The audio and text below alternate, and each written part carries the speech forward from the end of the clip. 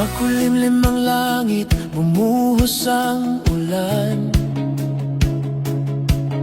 Maputik ang daan sa aming dinaanan. Basang-basa man ang aming kasuotan, hindi napigilan ang aming layunin kailanman.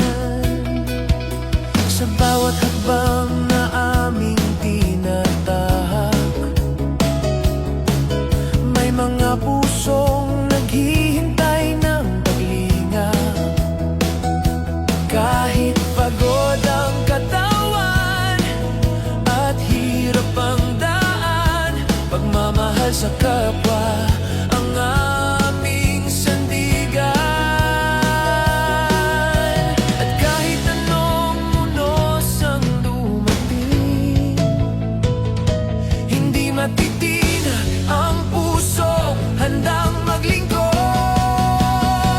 Maaaring nabasa ang aming mga damit, ngunit hindi nabasa ang hangarin naming taimtim. Maaaring nilamig sa ulan ng katawan, ngunit hindi lumamig ang pusong nagmamahal. Sa bawat patak ng ulan na bumabagsak, mas lalo naming nararamdaman ang dahilan na ang tunay na pagtulong ay hindi nasusukat sa hirap ng daan, kundi sa tibay ng hangarin. May mga ngiting hindi mabibili ng salapi,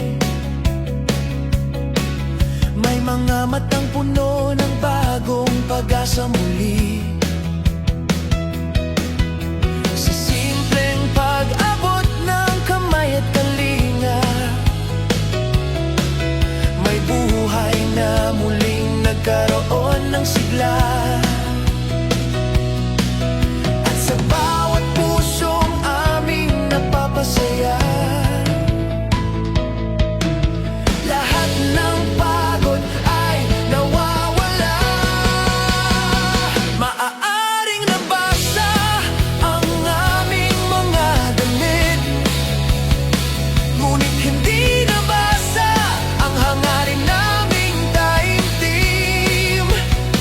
Maaaring naputik ang aming mga paa, ngunit hindi nawala ang lakas ng loob at pag-asa.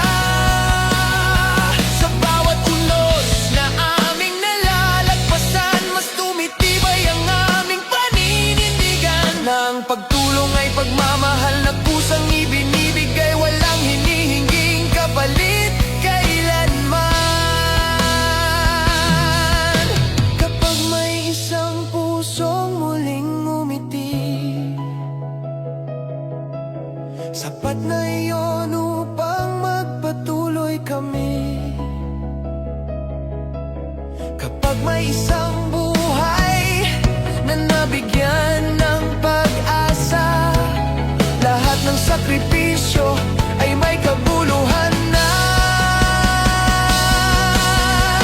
Maaaring nabasa ang aming mga damit, ngunit hindi nabasa ang aming panata at pag-ibig.